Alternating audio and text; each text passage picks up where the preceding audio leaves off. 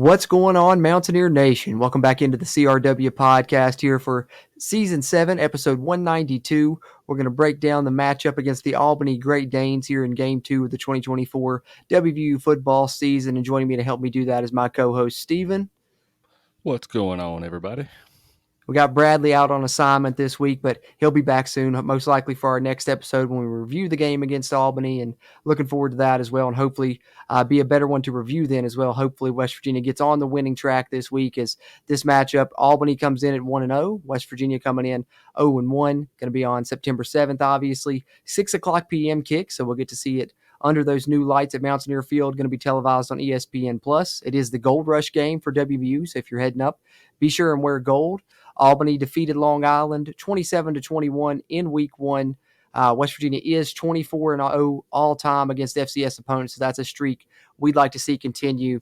Steven, before we get into breaking down the matchups on each side of the ball here, what's kind of just your opening thoughts heading into this game? West Virginia looking to get in the win column here against an FCS opponent. How are you feeling heading into Week 2? I feel pretty confident about this game. I've spent the earlier part of this week trying to pick myself up.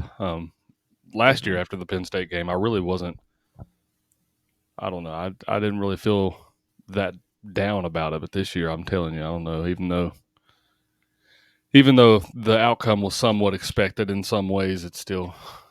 I don't know. It's been a depressing last few days for myself that I've tried to pick myself up from, but.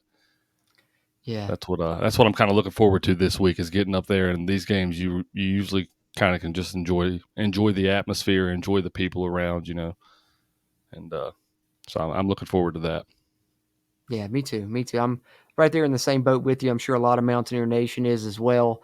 Hard one to bounce back from when not the fact that you lose, but just kind of the manner in which you lost, I think, especially with all the hype leading up to it. We all thought it would go a different way. So we're all ready to turn the page and look forward to this game against Albany, where we should have a lot better results in this one, and we really hopefully find out a little bit more about our team, because that's one thing that I'm looking forward to in this game, because I think really after that game against Penn State, there were some questions we were looking to get answers for, some stuff about the team we were hoping to find out, and really, came away from that game still kind of honestly maybe with even more questions. So it's like hopefully over these next couple of weeks, starting with this game against Albany, we're going to learn a little bit more about our team specifically. I think it's a lot about us as West Virginia, even more so than it is about the opponent, all due respect to Albany, but we're hoping to find out a little bit more about the Mountaineers this coming Saturday, Absolutely. That's what I was going to say too is, if you're the actual football team, you got to be thinking to yourselves that, there's a lot you have to prove still yet, as, proving that all the hype wasn't, for nothing, I guess. Proving that you have an identity, proving there's a lot to prove this weekend, even with the opponent being who it is. You don't pick the opponent. You pick how you respond to that opponent. Great way to put it. I think that one of the things that I'm looking for is I want to see us get off to a better start, come with a little bit better energy, kind of settle down from the beginning. Neil Brown talked about after last game that he felt like there was kind of that anxiety, especially with the offense early on in that game against Penn State. So I'm hoping that you come out here clicking on all cylinders from, the first snap of the game to the last snap of the game, and really, remain focused throughout the game. Absolutely. And that's one of the things that I was thinking about to myself. I mean, in regards to this game is, even though we are undefeated against the FCS opponents that we've played all the time, there's been a lot of games where, it's been close or closer than it should be at a lot of points in those games. So that's one thing that I really want to see is I want to come out and whoop them. I think I mentioned to you guys the other day, I think it would be a statement if our defense could hold them to without a touchdown. I don't know if it's realistic to think that we could hold them scoreless, but very much if I'm the defense, that's my goal.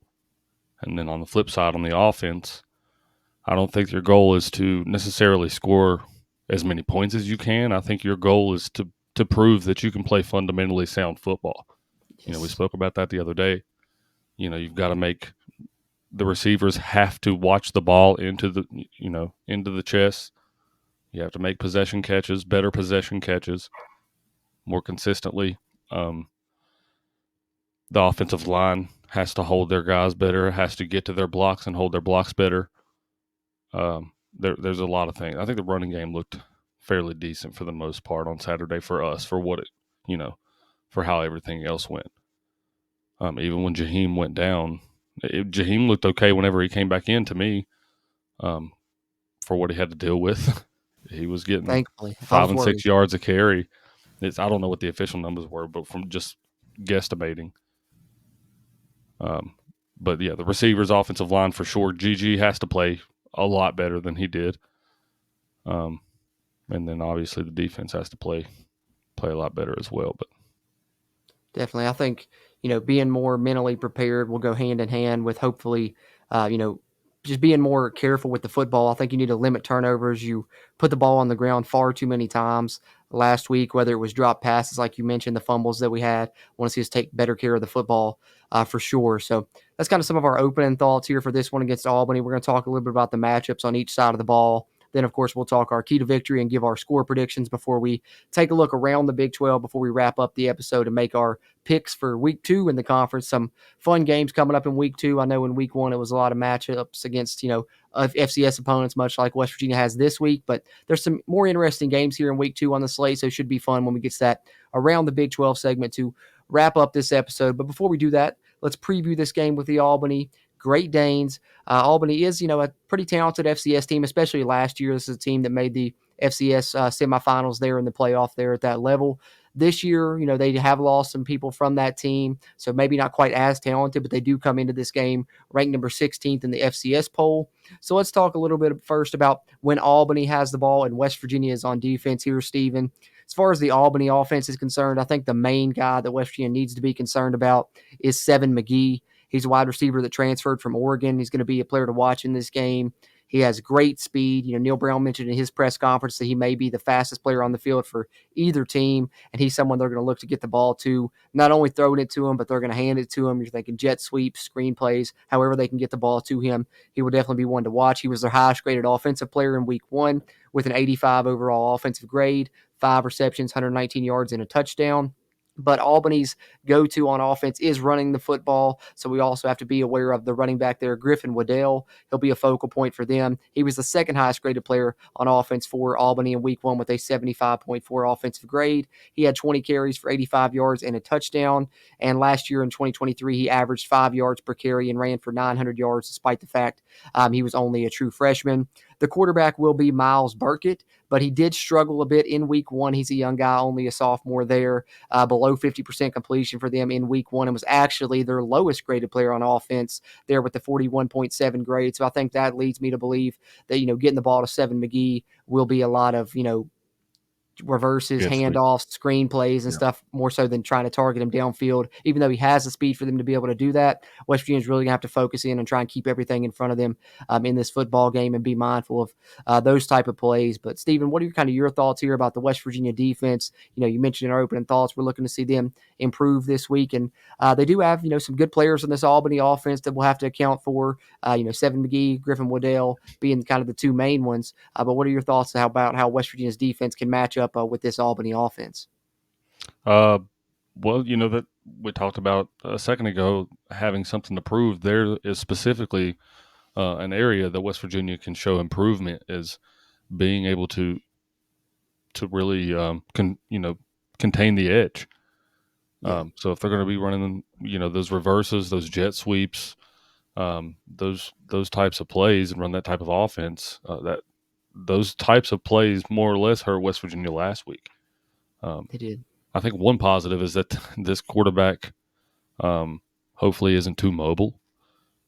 And if he is, West Virginia, or he's not going to be as mobile as Drew Aller, I guess, or Hopefully their not. offensive line won't be able to create so much uh, one sidedness on the field.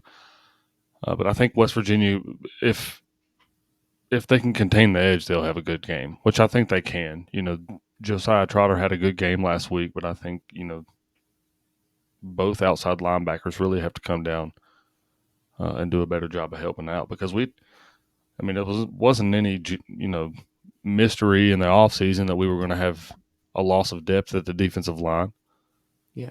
and that's what hurt us. But I thought we would do a better job of bringing guys down to help out.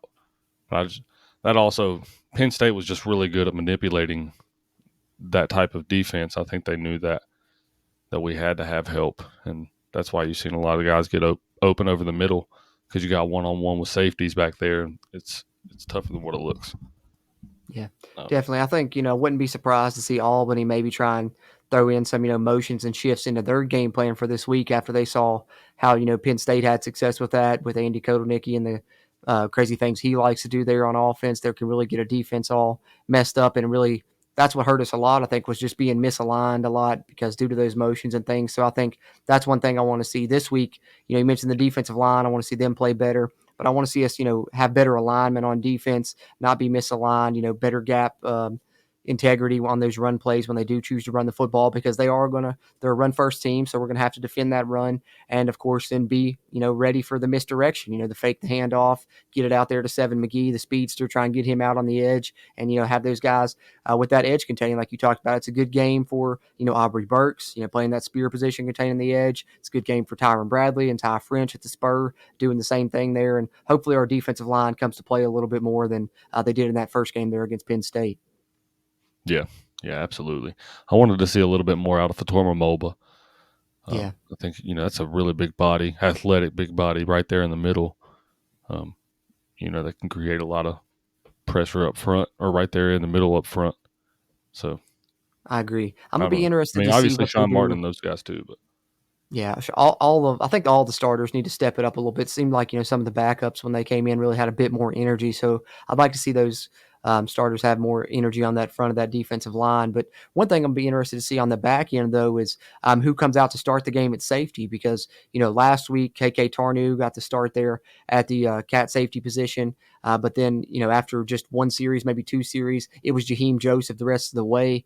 I looked at the snap counts today for the members only video there on the Country Roads Webcast YouTube, and KK Tarnu, despite getting the start, ended up only playing 9 snaps, and Jaheim Joseph had 35 or 36, I believe. So I'm going to be interested to see if Jaheim Joseph maybe overtakes that starting spot and gets some more playing time this week. And I think that's something to keep an eye on, really, with a few positions. Ben Cutter was kind of out there before Reed Carrico, but Reed Carrico kind of outplayed him. See if he gets some more snaps there. See if TJ Jackson gets some more snaps on the defensive line, because some of those reserves that came in really made some good plays, and even outperformed the starters in some instances. So I'm going to be interested to see kind of how the snaps are divvied up there, especially on that back end of the safety position. I want to see if we go with Jaheim Joseph there moving forward. Really. yeah, yeah, it is kind of interesting to see because we heard a lot about KK Tarnu in the off season. So I thought there Yeah, was going to be I was excited about him. He was one that yeah, came man. from he was one that came from Rich Rod down there at Jacksonville Yep. State. I thought he did a really good job down there. So I don't know. That's surprising if he's going to lose his spot that early. It Not to is. say It that would Jaheim be. Joseph doesn't deserve playing time, but Hopefully it's just something about getting more acclimated to this scheme, and maybe it's just going to take him a little bit. And but this is a good game for that, to get more used to the speed, more used to the scheme itself. And hopefully we'll right, see some guys step up in that secondary, Rodney Gallagher included. That's another thing that surprised me with the snap counts. He actually played more snaps on defense than he did on offense. No, he didn't play a lot in the second half, but hopefully this is the game where things can slow down for him and you can really get him some good reps at that nickel spot, because then that'll allow you to keep Aiden Garnes on the outside corner spot, versus in that first game, they moved Aiden Garnes in there to play that nickel spot, and you had Dantes Fagan on the outside with Garnett Hollis, which I thought Dantes Fagan impressed me. But I'll be watching that secondary, see kind of how the pieces match up here in this game against Albany, who all's out there and how many times and who plays well. That's kind of what you're watching to see. Like we said, we're just trying to learn a little bit more about this ball club here in week 2. yeah, yeah. And I don't know if it's necessarily fair for us to judge the entire, at least the entire secondary unit off of just a week 1 performance. Right. Like my original thought process, I really thought it was going to take at least a week for our defense to kind of really mesh and learn how to gel. So Yeah, I think they're only going to get better as the season goes along. yeah, I believe so too. I also think so. And I think, that's what we talked about more than anything. I think it was kind of a mental thing, a lot of mental errors, whether it was, just not trusting your fundamentals, getting out of your lanes and your rushes and things like that. So just having the mind ready, I think will be play a big part for West Virginia on both sides of the football. And one good way they could have their mind ready, Stephen. One thing that we love and we support here, it's Magic Mind here at the Country Roads Webcast.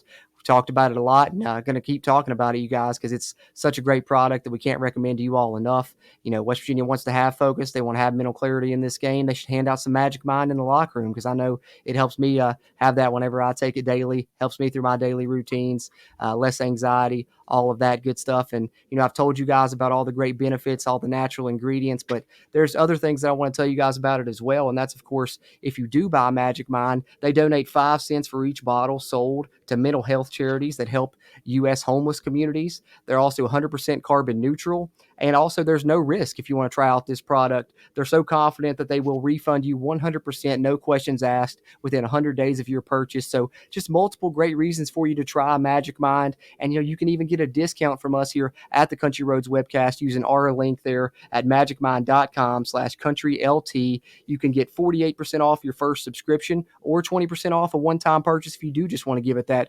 one-time go-around. You can do that as well. Just enter the code CountryLT20 at checkout. Just visit magicmind.com/countrylt to try yours today. Can't recommend it enough for you guys out there. So, Stephen, that's a little bit about the West Virginia defense against the Albany offense. Let's flip it over to the other side of the ball and talk about the West Virginia offense when they have the ball going up against this Albany defense. We know we're looking to see a much better performance from West Virginia's offense in this game. I think that they weren't anywhere close to what we were expecting them to be coming into this season in game one. So hopefully we'll see a little bit better version of them here in week two. But a little bit about this Albany defense is they're pretty much expected to mainly play man-to-man defense. They've done that really no matter who they face, which really shows that they have great trust in their cornerbacks when they do that against, even, Power 5 teams, FBS teams that they've played in the past. They've still come out and tried to play man-to-man. So it should be a good game for our receivers to showcase that they can, get off the press coverage, get open in man-to-man situations. They have 2 good corners that will help them out there when they're playing that man-to-man coverage. Those will be Kavon Angry and Irv Wiggins Jr. Both of those were 2 of their top 5 highest graded players on defense in week one with a 68.3 and a 67 overall grade, respectively. They have good players up front on the defensive line. Neil Brown talked about that. They've really developed defensive linemen good there over the past few years. Their best player, arguably, in week one was Ibrahim Sanago. He played less snaps than some of their other defensive linemen and some of their other edge players, but he really came out with phenomenal grades, 90.1 defensive grade and a 91.5 pass rush grade. So those are some names to look out for on that Albany defense. But Long Island was able to gain 358 total yards, actually perfectly balanced, 179 pass yards, 179 rush yards. So it seems like, if Long Island's able to gain 358 yards of total offense, West Virginia's offense should be able to have a bit of a get-right game, hopefully, in this one against Albany. That's what I'm hoping to see. But, Stephen, what are your thoughts about West Virginia's offense matching up against this Albany defense, and what are you expecting to see from the Mountaineers? Uh, like I said earlier, it's not entirely about the amount of points that you score in this, but in a way, it also, I guess, kind of is, because you really need a dominant performance from this offense too, for as explosive as we heard that this offense is going to be. But with that being said, I think if they're going to be playing man to man all game, uh, we've got a lot of speed, that Yes. that we could really utilize in this football game. So I wouldn't really be surprised if they put Jaheim out there and lined him up a wide out with his speed also. Yeah, So definitely. I think that he's yeah, going to be really, targeted in multiple ways for it sure. depends on how they spy Garrett Green. If it's only one guy spying GG, then I think we can exploit that. He might have a good day rushing the ball, but Yeah. I really would like to see a dominant performance in the passing game, though, for the most part. I think that that's what you're probably going to hope to see with them. Hopefully, believed to play man-to-man defense. I think it could be a big day for the receivers potentially. Maybe get some passes attacking downfield. But I like what you said there about the spy because if they are spying Garrett Green, it's going to be a lot more to our advantage versus in week one when Penn Right. State was running a spy. They've got some linebackers that run 4.5 40s. So Garrett Green wasn't going to outrun that spy. probably 70, 80% of the time, anybody else that spies Garrett Green, he's going to be faster than them. Penn State just had a super fast defense, so that's one reason that caused us trouble. But, moving forward, if other teams try and replicate Penn State's game plan, cover one, man to man, and spy Garrett Green, I think that our offense will make them pay for it. One thing I'm watching, you mentioned Jaheim White. Obviously, I'm hoping that he gets plenty of touches in this game. Neil Brown said that they were hoping to have more touches for him last game. Some of the ones that he didn't get was due to, misreads by Garrett Green on the read option, some plays he should have gave that he ended up pulling. And then also they had some plays that were designed to go to him. I think both of the fumbles, or at least one of the fumbles, was going to be a touch for Jaheim, and they missed him on a couple of passes out of the backfield. So I think we're going to see us, use Jaheim White in a lot of different ways, not only handing him the football, but some screens, some targets in the pass game as well, and hopefully can be a really good game for Jaheim White to, bust out and explode, kind of like I thought he would do in week one, and maybe he would have been well on his way to it before the injury. So, it's going to be interesting to see what West Virginia does in this one. Don't know how vanilla they'll be game plan wise. They may not want to give away too much, with Pitt coming up on the schedule as well. So we'll see what they decide to do their game plan wise. But I think really what I want to see it's just better execution at the little things. We mentioned, taking better care of the football. Don't want to see him put it on the ground, whether it's drop passes, fumbles. Really want to limit those in this contest. But also just as far as, blocking, not only the offensive linemen, but the receivers on the outside. The coaches were talking about in their press conferences this week in the lead up to this game against Albany that they felt like, some of the 10, 12-yard runs they had could have been 20 or 30-yard gains if the receivers would have just ran off the defenders there that were holding them in man coverage versus, standing there trying to block them. They said they did a really good job of that last season. So hopefully, that's a learning experience for them. And I think that that's one silver lining from when you have such a bad performance offensively is you got all of that on film and you pretty much know what not to do now. So you should be able to course correct and really make a lot of improvement with this West Virginia offense coming up here in week 2 against Albany. Yeah, like I said, like there's a lot of areas. It's not just one or two groups. So, there's a lot of areas that really need to come out and play. So that's why I guess, kind of like, Brad mentioned for the Penn State game, we can't come out and be flat, and we kind of did.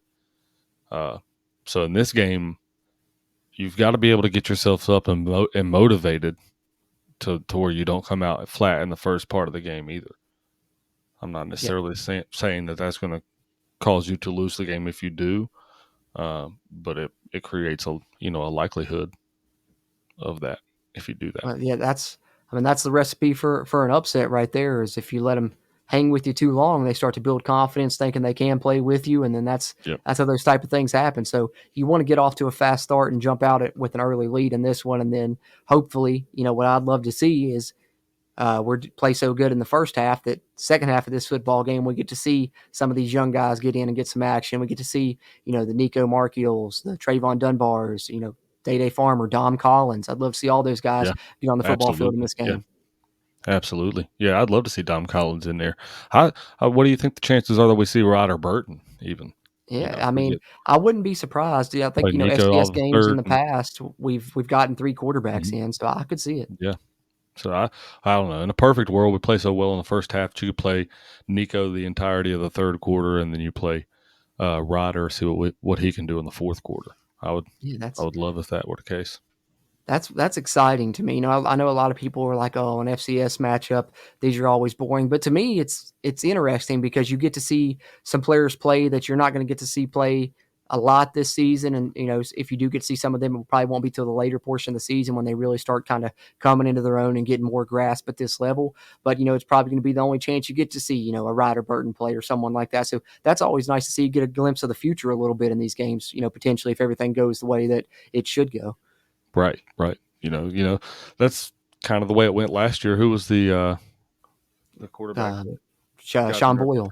Sean Boyle last year, and he's eventually transferred out of WVU. So a lot of these guys, not to say that they're going to transfer out, but if that were the case or whatever, or say that Ryder does go on to be the starting quarterback for WVU, after Nico leaves. So it's your chance to see him for the foreseeable future and until then. You know what I mean? So I don't know. That's one thing that I will give Neil Brown credit on is we've done a great job of retaining our quarterbacks recruits. We really haven't Yes. had to go to the portal for our quarterbacks. We get to watch them grow up in front of our eyes, and that's kind of one thing that I was disappointed in losing with this new age of college football. I guess you could say, is before we got to watch all 4 years of Pat, all 4 years of Rashid, all of those guys, and that was really what made me fall in love with college football. So like losing that in a way for a lot of areas on your team in the current era. I really appreciate that being something that's important to the staff at WVU Yeah. is Yeah, and retaining your QBs. and it's nice to see us, playing quarterbacks that we recruited out of high school because it was what almost a decade, before we until we got to Garrett Right. here that was happening. We were just on that transfer portal hamster wheel there at quarterback Yep. from 2014 through 2022 or 2021. So, it's nice to Let's see say us even up getting to these high JT school guys. Daniels. Yeah, until Garrett took over as the starter. It was transfer after transfer, and then now seems like we've gotten into a good spot where Garrett waited his turn. He's going to start 2 years. Nico theoretically could start 2 years, and then Ryder Burton Yep. could start 2 years if you can keep all these guys around. I know Ryder Burton's a transfer, but you're still getting him in here when he's a redshirt freshman, so he's still going to be in Right. your program for all those years before he gets a chance to play. So it's a good cycle to be on if you can keep that going for sure. Absolutely. Yeah. And then That's I one of think those positions you really need to have. Like we've talked about how offensive line is a position that like you can't like that's one thing that I don't think will make Coach Prime successful with his current I model agree. is because the offensive line is not something you can go to the transfer portal to, for. Those guys have to be recruited over time, and that class has to be built up over time.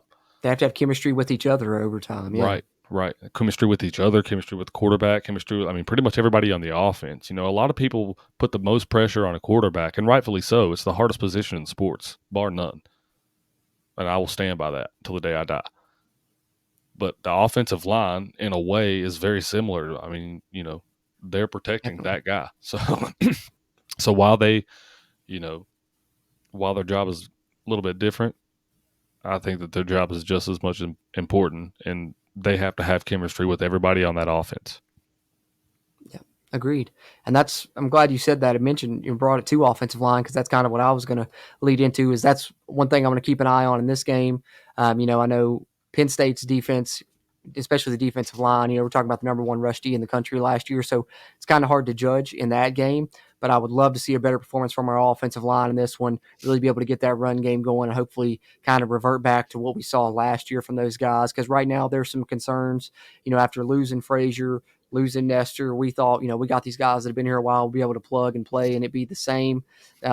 One game's a small sample size, so I think we're going to learn a lot over the next couple of weeks about how good this offensive line can and will be moving forward because we're going to need them to be good if we want to have the type of successful season that we believe and hope that we can here in 2024. So, coming out against this Albany team, I know, it's an FBS versus FCS, so in theory, you should be able to handle their defensive line. But Albany does do a good job developing players there. So, if West Virginia does come out and hold their own, it's a positive sign moving forward and a step in the right direction at least. Yeah, absolutely. Yeah. And I mean, I don't know if, like, for example, if we come out and we have one of those games where, it's 35-27 and, it's late into the fourth quarter where where it's finally decided, that's not going to give me a lot of confidence moving into week 3. And Yeah. that will hurt my heart. Yeah. I'll be Well, because I completely think honest with you if that's the it case. would, yeah, it wouldn't be a good sign because I heard someone else say this on another show. I can't remember who it was necessarily, but when you look at it, when West Virginia's had the close games against FCS opponents, those were years when they weren't very good. Neil Brown's first year, 2019, when the cupboard was bare, we had a close game with James Madison. We went 5-7 that year, and then back Yep. 2013 against William and Mary, I think we ended up winning that one by 7, and we went 4-8 that Yep. year. So if you have a close game versus an FCS team, historically it's not a good sign. So you want to come out and handle business in this one for sure. Well, I can remember, like, just as a comparison, and you guys know me. I always compare these teams to the 2000s teams. Right. But I can remember one time And I believe that it might have been James Madison as well, JMU, that we played in this game. We won like 49-7 or something like that. And I'm pretty sure it was Pac-Man Jones in an interview after the game and like the press conference that they hold. He was talking about. He was like we still won by like 40 some points, but we played horrible. He was like, and I mean horrible. And like that just shows you like we won by that much and we played horrible. Yeah, But you got that's the difference in times the where they. levels, especially That's power exactly right. conference versus FCS. That's exactly right. So you got to come out and you got to have a dominant mindset. You're playing under the lights. If you can't The get new up for lights. if you yeah the new lights, you're gonna have pretty much a light show. That's one thing I'm excited about is having. They've already shown that they're going to do the blue lights. I think I've seen some yellow up there on the LEDs. Oh yeah, One thing I know for sure there's once they score a touchdown, they will turn the lights off and they'll have like kind of like a light show that goes through the crowd with the it's gonna be spotlights fun. of those. Whether they use just regular spotlights or whether they use golden blue lights, that's more likely the case. The golden blue lights. Yeah, But that'll be cool though. It's gonna be nice to see, and just to see it probably be a whole different look to the game once the sun goes down than the oh yeah, yellow tinted lights we were used to. So it's gonna be. I'm excited to even check that out as well. yeah, I So think it'll be. I guess that's pretty much all I got on matchup, Steven. Unless you got any other thoughts about the West Virginia offense versus the Albany defense, we can go ahead and get into our key to victory for this one. Nope, that's all I got on that, brother. All right, so let's get into it.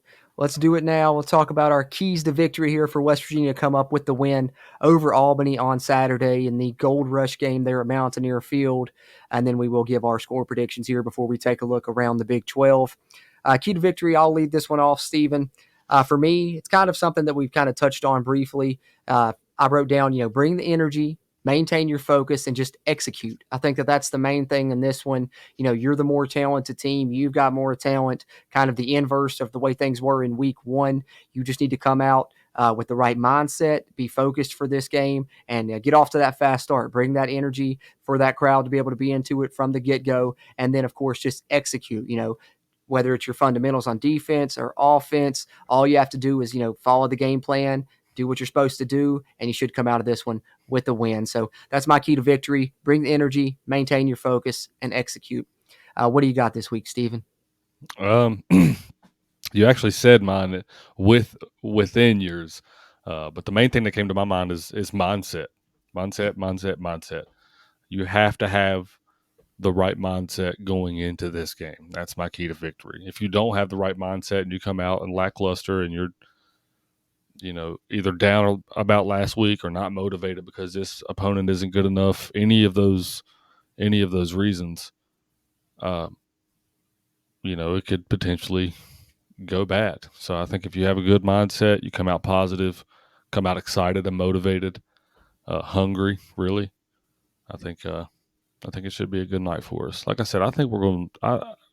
I've talked. I feel like I've talked kind of negative tonight about us, but I still think that we're going to be a really good football team. We just have to go I out and do too. show it.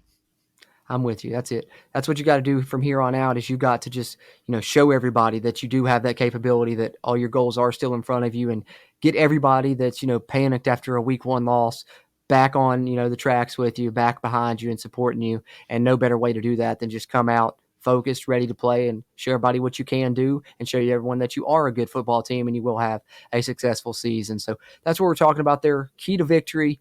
Now it's that time, the best time here for these preview and predictions episodes is when we give those, our predictions for the upcoming game. So, Stephen, let's get into score prediction here. I'll let you lead this one off first. What's your prediction for this game here in week two for the 2024 WVU football season? Well, I touched on it earlier that I wanted the defense to hold them without a touchdown. I don't think it's realistic to think that we can go and hold them scoreless. But with that being said, I think the offense will come out and they'll play, uh, you know, pretty well this Saturday. So I'm going to go with 49-9. I think Okay. that they get 3 field goals, but I think West Virginia does come out and get that performance that we're looking for. Um, I and like then it. we're moving into week 3 Week confident. three with the big rivalry coming up, and Steven's got the 40-point win on the way there. So definitely a fan of that one.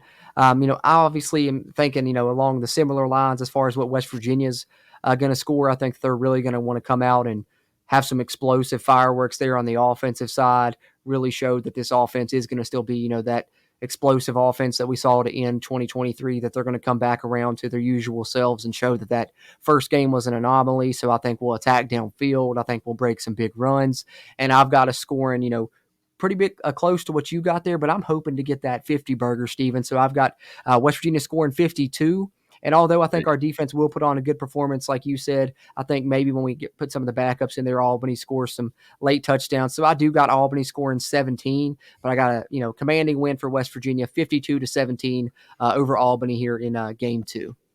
Yeah, I would. I like that. I may switch to go to 50, 50-9. Yeah, you may as well give them. I mean, you got them at 49. Give them that You made a extra good point. point. May as well. Want that half century, baby? Yeah, get that 50 burger, man. That's I don't know if a you guys can hear statement that. there. I don't know if you guys can hear that. I'm sorry, my neighbor is doing some construction out there. Oh, I didn't hear it, I don't think, There's but a saw. it might Yeah, have I can came hear through. No worries. All right, so that's what we got there. Matchups, key to victory, and score predictions. Now we're going to switch gears a little bit and take a look around the conference here for week 2. Make our game picks for the other matchups going on around the Big 12 this week. Like I said, some more interesting games on the slate, and it starts off Friday night. We do got a Friday night game here. Steven, BYU going to be on the tube Friday night on ESPN2, 7 o'clock Eastern there. They're playing at SMU on the road there. BYU versus SMU, another Big 12 versus ACC matchup. Still funny to have some of these teams in some of these conferences. But, I mean, I think I know who you're taking on this one, but who's your pick in the BYU SMU game? It's like, who's your pick and why are you going with BYU? Yeah, pretty much that's what I could have said. Yeah, I'm going with BYU. Being on the road might be a tough test, especially at nighttime on a Friday. But I don't know. SMU didn't look that great in their opening contest to me, so Yeah. I'm gonna roll with BYU. Give me the Cougars. Yeah, I think it's going to be an interesting matchup. SMU had, some high hopes heading into this season. I think a lot of their fans thought they were going to jump into the ACC and start dominating right away now that they were in a power conference. They do have some good players. Preston Stone there, quarterback's good, but I can't go against, the BYU Cougars, Steven, here on this show, man. Got to pick BYU, go with the Big 12 to beat the ACC. It's like you said, going to be tough coming, across the map there for a road game in Texas, but I think BYU will do enough defensively to get the stops they need, and Jake Redslav and that BYU offense comes out, gets the win. So we're unanimous with the BYU pick on the Friday night contest. Let's move into the Saturday slate now. Got Kansas State hitting the road as well to take on Tulane at noon on ESPN. I'm going to ride with the Wildcats in this one myself. Obviously, you guys know when I did my Big 12 predictions, when we did the SPR, I was pretty high on Kansas State, so I can't start doubting them now. Got to have them winning this game over Tulane, so I'm going with the Wildcats. Steven, what about you? Yeah, I got to roll with the Wildcats too. I'm like you. I think they're going to be one of the most dominant teams in this conference, and I just don't think Tulane's going to have enough to be able to hang with them. Yeah, I agree. So next up, this one's interesting because multiple, implications for West Virginia. Obviously, we'll play at Cincinnati on that very field later this season. And of course, we've got Pittsburgh next week in that rivalry matchup, the renewal of the backyard brawl. So be interesting to see how this game turns out. Pittsburgh playing Big 12 teams in back-to-back weeks. First up, they're taking on the Cincinnati Bearcats in Cincinnati at noon. This one will be on ESPN2. Big news for Cincinnati is they are getting their probably their best player on their whole team overall. Dante Corleone is cleared to play, so he will be playing there at the nose tackle spot for Cincinnati in this game against Pittsburgh. And, I think this could be a close contest, but there's no way I'm picking the Panthers, man. I got to go with Cincinnati, Steven. Who you got? Yeah, I'm going with Cincinnati as well. I'm not going to waste time on telling you why, because you guys already know why. Yeah, I mean, it's not like we're going to pick Pitt. But isn't this the game last year that Pittsburgh lost 27-0? Didn't Cincinnati Yes, shut them out? Cincinnati, they dominated and they ran for I think it was almost 400 yards as well. Yeah, I thought so. Yeah, give me the Bearcats.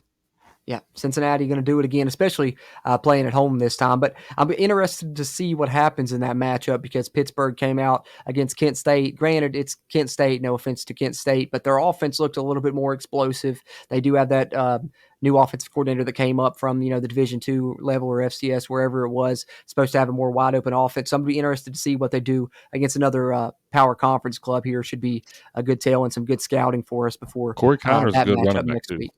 Yeah, Corey Connor at Cincinnati is very good. Is good. He's I got him on underrated, my I think. fantasy team. Yeah, so That's how you're good he definitely is. hoping he balls out then. Absolutely. Yep. Then we got another matchup here between power conference opponents. Arkansas heads into Stillwater to take on Oklahoma State in another noon contest. This one will be on ABC. Steven, I'll let you pick this one first. Who you got here as the Razorbacks head in to take on the Cowboys? This is actually a pretty tough matchup. You got Arkansas SEC team. They're actually pretty decent this year from what I've seen. But I can't go against Oklahoma State and Stillwater, man. I'm picking Yeah, them. Got to go with it's, them. it's a tough That's place my to play right that's my there. pick to win the Big 12 conference. If you guys have been following along. Yeah, I figured you would take them. Ollie Gordon, tough to stop. Stillwater, like you said, Yep. extremely tough place to play. I believe they've got 5 seniors along the offensive line or the defensive line. I saw that today as well. So, can't pick against Gundy going to Oklahoma State as well in that one. So we're in agreement yet again.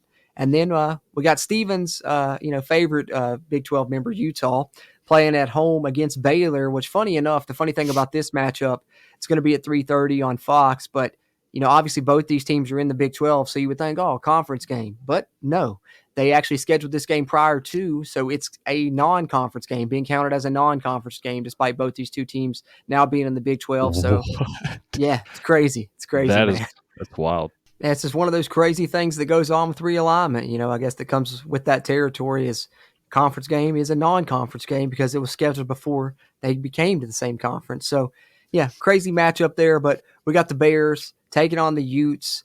As much as it pains me to do it, I think I'm going to have to take Utah in this one, Steven, to get the win over Baylor. But how are you feeling? Yeah, man. I I really want to go with the Bears, but being a realistic person, I've got to go with the Utes. Yeah, And I might as well add this to it. As much as I am against them this season, they are better than what I originally thought that they were going to be from what I've seen so far. yeah, they I don't looked know. good in that week one. I don't think that they're going to win the conference. I still don't think they're going to, but they are a much better football team than I didn't think they were bad, to be fair. But Yeah, just not a fan of them coming in thinking they're going to dominate. That's the only thing. yeah, yeah, it's Yeah, I agree. a large part of their fan base Yeah. is their issue. Yeah, 100%, 100%. I'm right there with you on that one. So we're both taking Utah there as well. And then we got a little rivalry game going on here. Iowa State and Iowa, this battle, for the Cyhawk Trophy there, going to be played in Iowa City. 3:30 Eastern kick there. This one will be televised on CBS. This is an interesting matchup, man. It's tough for me to pick this one. I think Iowa State's going to be good. Love Rocco Beck.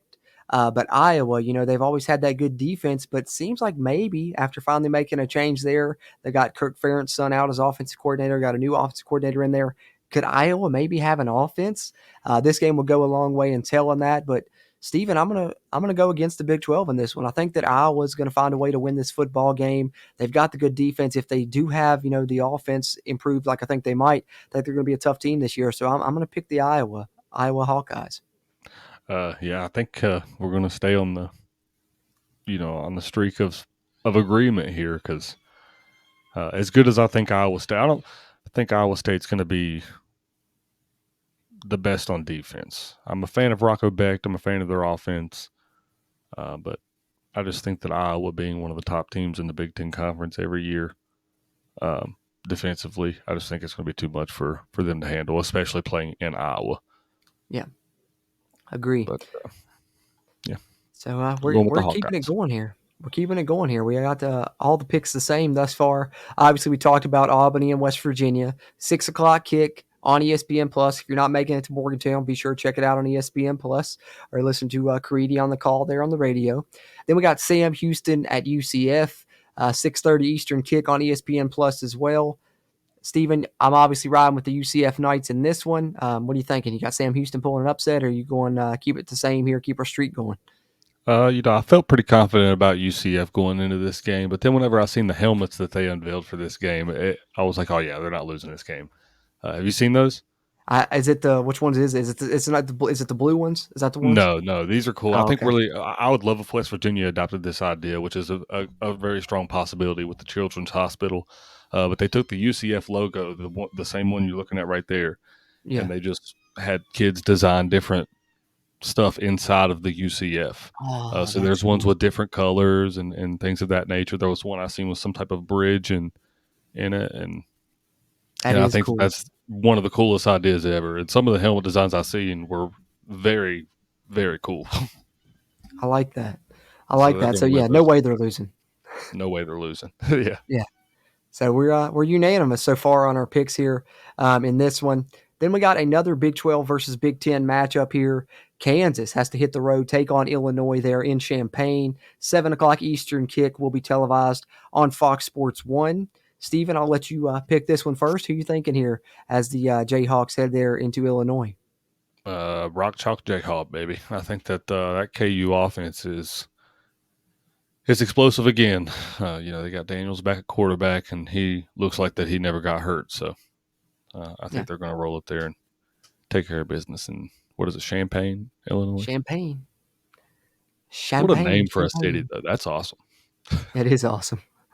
Yeah, but I'm in agreement with you, man. I think Kansas still looks pretty good on offense. They did lose Kotelnicki, obviously, but Lance Leipold still, knows offense in his own right. They brought in Jeff Grimes there, and seems like they've still got a good scheme going. Jalen Daniels, as long as he can stay healthy, it's going to make them really click, him and Devin Neal together. I think that Kansas gets the win there on the road. I'm going with the Jayhawks as well, and we're keeping it unanimous so far. We're going to skip over the next one because that's going to be our game of the week this week, so we're going to come back, pick that one last. So we're going to go Houston at Oklahoma here. Formerly would have been a Big 12 matchup last year. Now it's Big 12 versus SEC. It's a night game in Norman, 7:45 kick on the SEC network. Obviously, I think that Houston really showed some holes. We talked about Dana leaving the cupboard bare. Seems like that's the case yet again for Willie Fritz. I think they'll come out and have a better performance than what they showed against UNLV. At least I hope they do. If not, this one could get ugly, but I think Oklahoma wins it pretty soundly. Steven, what about you? Yeah, I think so too. Houston, feel bad for their small fan base.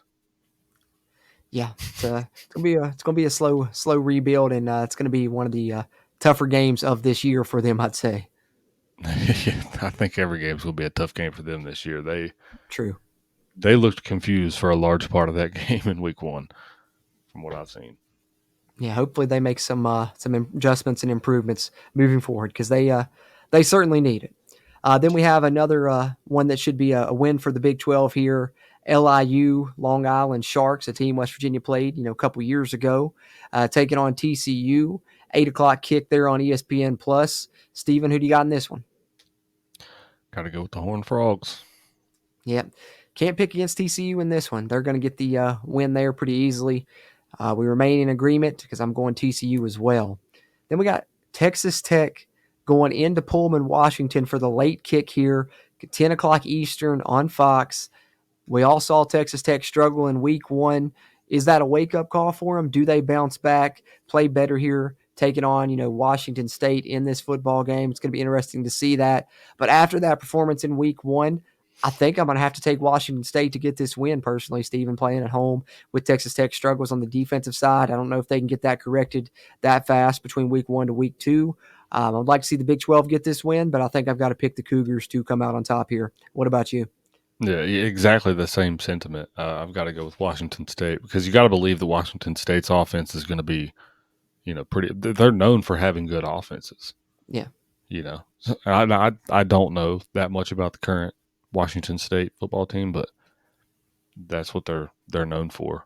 So I'm gonna ride with that and pick them because that Yeah, it's not. defense, to Al, some some school I've never heard of scored 51 points Yeah, on I Texas Tech. know. Yeah, they got some holes on that Texas Tech defense right now. So any semblance of offense is going to give them some trouble. So think it's definitely easy to pick Washington State in that one. Then we got Northern Arizona taking on the Arizona Wildcats. Another 10 o'clock Eastern kick. This one on ESPN Plus. Obviously, Arizona really showed a lot offensively in week one. Showed some holes on defense in their own right, but putting up 61 points is really impressive. T-Mac was, a 300-yard receiving performance. Obviously, I think they'll easily handle Northern Arizona and wouldn't be surprised to see them maybe put up 70 after they put up 61 last week. So I'm going with the Wildcats in this one. Stephen, what about you? They might score 70. I don't know if they'll quite get there, but I got to go with the Wildcats as well. Definitely. Definitely. And then maybe the biggest surprise in week one of the Big 12 was Arizona State and how well that they performed in their football game. Now they get to play at home, welcome in Mississippi State for a 10:30 kick there in Tempe. This one will be televised on ESPN. Stephen, what are you thinking in this one here? Mississippi State travels into Arizona to take on the Sun Devils, who kind of surprised with a really good performance there in week one. Who got in this matchup? I hope that their fan base is enjoying this week one because I really think Mississippi State's going to roll down there in Tempe and give them a wake up call. I got the Bulldogs. Yeah. Unfortunately, we're going to remain in agreement. I would love to make this my upset pick here. See Arizona State get this win. Would love to side with the Big 12. I think maybe they'll give them a contest, but in the end, Yeah. Mississippi State probably going to be too much. I'm going to side with you as well and go Mississippi State, which brings us to our last pick of the week, our game of the week choice here. Week 2 for the Big 12 Conference. Going to be a fun one to check out here. Colorado, the fighting primetime team there, heading into Nebraska to take them on at a 7:30 Eastern kick, televised on NBC. Matt Rule at Nebraska seems like he's really got things going in the right direction. They got the quarterback Raiola in. Seems like he's a Patrick Mahomes clone from down to the number and the way he dresses and looks and throws the football and everything. You can tell he really models his game after Mahomes. We'll see if he ends up being as successful. But I think this is going to be an interesting matchup. Colorado showed some holes in week one on defense against North Dakota State, but Travis Hunter also showed that he's one of the best players in the college game. Does Nebraska have enough to stop him and be able to score to get this win? What are you thinking, Stephen, in our game of the week here, Colorado versus Nebraska? Man, I would like to go with the Big 12 conference in this one because I'm not as big of a I'm not as against Prime as a lot of people. I'm not very high up on them this current season, but I am a fan of Prime. That being said, I got to go with Matt Rule and the Cornhuskers, man. I think that atmosphere and that fan base is going to make it extremely hard, extremely tough for Colorado. Yeah. And I just don't think that they're that good of a football team. I think they're an average football team with one or two elite players, and those players are really, like Travis Hunter, absolutely, probably one, if not the best player in the entire country. I He's a think Heisman Shador's not. candidate. He's got to be. I think he should be the top of the Heisman candidacy right now. Yeah. Uh, but I think Shador Saunders is also an elite quarterback. I don't think he's quite as good as a lot of people think that he is, but he is. That's the two players that I mean. But I don't think it's enough to get the job done up there in Nebraska. I think they're a tough football team this year, and I'm a big fan of Matt Rule as well. Yeah, Matt Rule's a really good coach at the college level, especially if he's able to get Nebraska really going again and, cooking like they were back in the 90s. That's going to be, a big thing for him to do. And, he seems like he has them on the right track. This might be the first time this has ever happened that we've picked every pick the same because I'm going to agree with you. I'm going to take Nebraska to get the win again.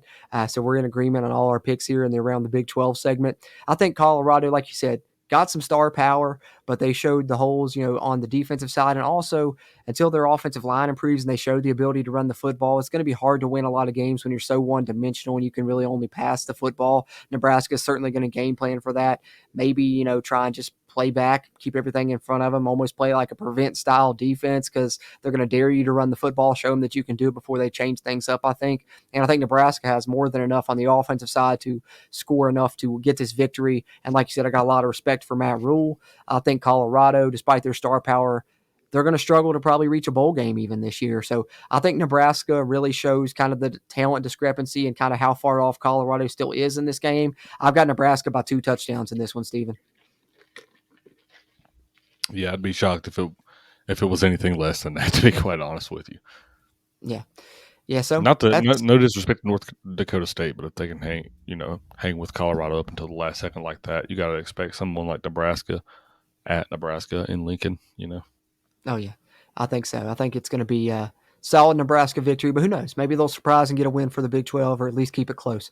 We'll see what happens, but those are our picks for the Big 12 slate here in week 2 as we get set and get ready to wrap up our second preview show of 2024. Always, seems like the season takes forever to get here. Then once we get rolling, this thing just flies by. So one of the main things I want to say here is enjoy it while you can, Mountaineer Nation. Get up to Morgantown if you can. Rally behind this team. Get out like we talked about. See those new lights in action at Mountaineer Field. See a lot of players get in the action and hopefully get to see West Virginia get a win in this football game. And should be a fun one. Should be a fun one to check out here in Morgantown this Saturday. Wear your gold if you're going. As I said, it is the Gold Rush game. So that's kind of what I wanted to add there. But Stephen, we've talked about the matchups. We've given our keys, our score predictions for West Virginia, and our picks for the Around the Big 12 slate here in week 2. Any final thoughts before we get ready to wrap up episode 192 here on our Albany preview and predictions edition? Nope. Just want to get back on the winning track. That's my main focus. Absolutely. Right there with you, man. Get one in the win column. Need to get back to 500 and then hopefully push above that before we start conference play. Yep. For sure. That's the goal. That's the goal. Exactly. Took the words right out of my mouth, man. That's the goal this week is get the win, go 1-0 this week, get to 1-1 on the season, and then hopefully, have some brighter days ahead moving forward here in 2024. But that'll about do us here for episode 192. Just want to say appreciate you guys for tuning into this one, whether you watched it on YouTube. If you did do that, be sure to hit that thumbs up button, give us a like on the video before you head out. Helps a ton with the algorithm, and be sure to subscribe here. Ton of Mountaineer football content on the YouTube side of things. And if you listen to the audio version, you can find on any podcast platform, Spotify, iHeart, TuneIn, you name it. Share us around with other Mountaineer fans and leave us a rating, please, if you would, preferably a 5-star rating. But hey, give us what you think that we deserve. And shout out to WVSportsNow.com for hosting our episodes as well. And remember, check out Magic Mind if you haven't already. Got the code there for the discount. Use CountryLT20 at checkout, and you can go to magicmind.com/CountryLT to do just that. We're looking to see the Mountaineers get back on the winning track this week against Albany, and we're excited to check out this game. We'll be back for the review podcast, most likely releasing on Monday following the game. Should be a fun one. Hopefully West Virginia comes out and performs well. We're excited to watch it just like you all are, and excited to cover this 2024 season with you all throughout Mountaineer Nation. Having said that, for my co-host Steven, as always, I'm Jordan Cruz. And until next time, let's go Mountaineers. If you really want to know, then come on, let's go. Take a stroll down those